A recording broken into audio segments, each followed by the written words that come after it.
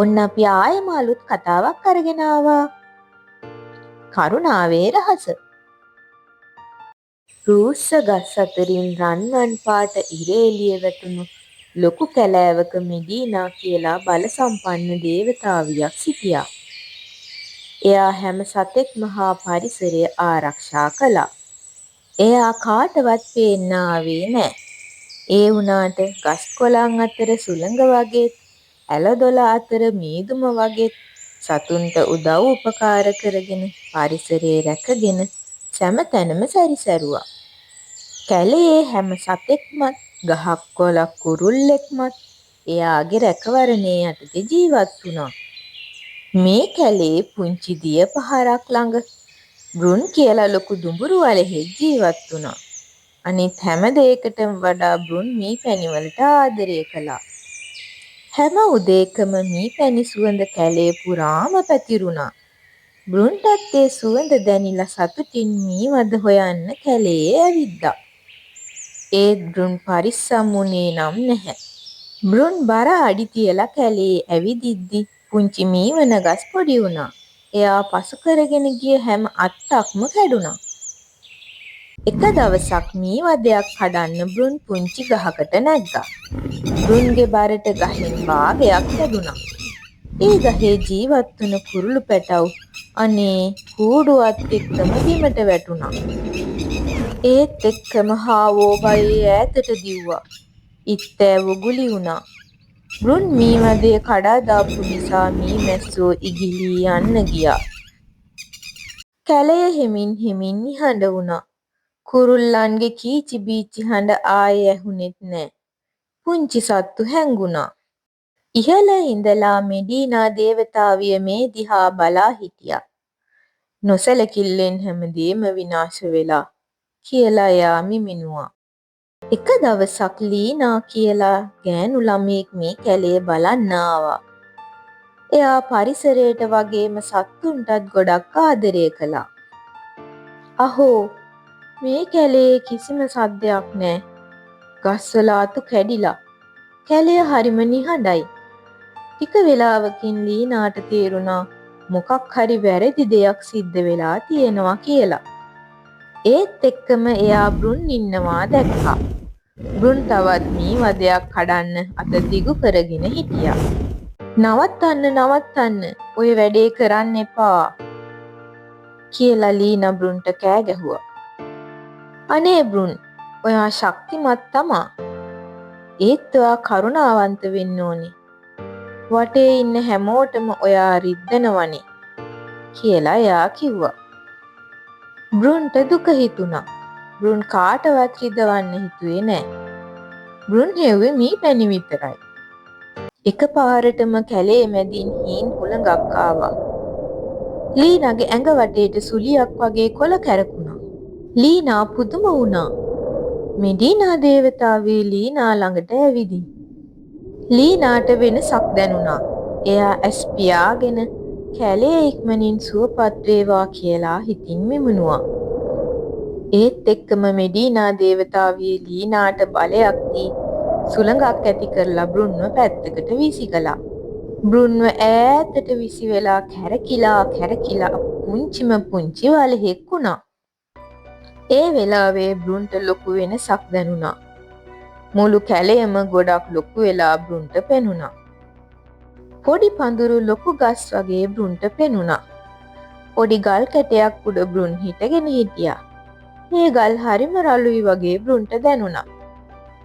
අනේ මට මොකද මේ වෙලා තියෙන්නේ කියලා බ්‍රුන් රහසින් කෙඳිරි ගෑවා. මාව ගොඩාක් පුංචි වෙලා. එකපාරටම ලොකු හෙවණැල්ලක් වැටුණා. බ්‍රුන්ගේ හිසට උඩින් ලොකු කුරුල්ලෙක් පියෑඹුවා. බ්‍රුන් හොඳටම බය වුණා. බ්‍රුන් ඉක්මනින් කොළයක් යටට දුවලා හැංගුණා. අනේ මට බයයි. මොකක්ද මට වෙන්න යන්නේ කියලා අසරණව බයෙන් වෙවුලන්න ගත්තා. ඒත් එක්කම වැස්සක් වහින්න පටන් ගත්තා. ගල් කැට වගේ බර වතුර කැට වැටුණා. බ්‍රුන් පුළුවන් තරම් පොළේ යටට ගුලි වුණා. වැස්සෙන් හා සීතලෙන් බේරෙන්න බ්‍රුන් උත්සාහ කළා. එකපාරටම මඩ උණු පොළවේ බ්‍රුන්ව එරුණා. බ්‍රුන්ට ගොඩාක් දුක හිතුණා. බ්‍රුන්ව මඩ ගොඩේ එරිලා ඉන්නවා ලීනා දැක්කා. ලීනා දෑතින්ම බ්‍රුන්ව උස්සලා ගොඩට ගත්තා. ලීනා බ්‍රුන්ව පිරිසිදු කරලා මෙහෙම ඇහුවා. දැන් ඔයාට දැනෙනවාද? අනිත් අය කොයිතරම් ඔයාට බය වුණාද දුක් වුණාද කියලා. බ්‍රුන්ගේ කුඩා ඇස්වල කඳුළු පිරුණා. අනේ මට ඒක තේරුනේ නැහැ කියලා බ්‍රුන් කිව්වා. ඔයා ඉක්මනින්ම මේවා ඉගෙන ගනිමු කියලා ලීනා බ්‍රුන්ට කිව්වා. එදා ඉඳන් බ්‍රුන් ජීවත් වුණේ ලීනා එක්ක. හැමදාම ලීනා එක්ක එකතු වෙලා බ්‍රුන් අලුත් දේවල් ඉගෙන ගත්තා. බ්‍රුන් කැලේ ඉන්න පුංචි කුරුල්ලන් බලන්න ගියා. බ්‍රුන්ව දැක්කාම කුරුල්ලෝ බය වෙලා ඈතට ගියා. බ්‍රුන්ට කල්පනා වුණා මම එයාලගේ කූඩුව කඩපු නිසා තමයි බය වෙලා ගිහින් තියෙන්නේ කියලා. ටික කාලයක් යනකොට කුරුල්ලන්ට තේරුණා බ්‍රුන් දැන් වෙනස් වෙලා කියලා. කුරුල්ලෝ බ්‍රුන්ව විශ්වාස කරන්න ටිකෙන් ටික පුරුදු වුණා. බ්‍රුන් හරි කඩිසරයි. එයා ලීනාට පැල හා බීජ හිටවන්න උදව් කළා.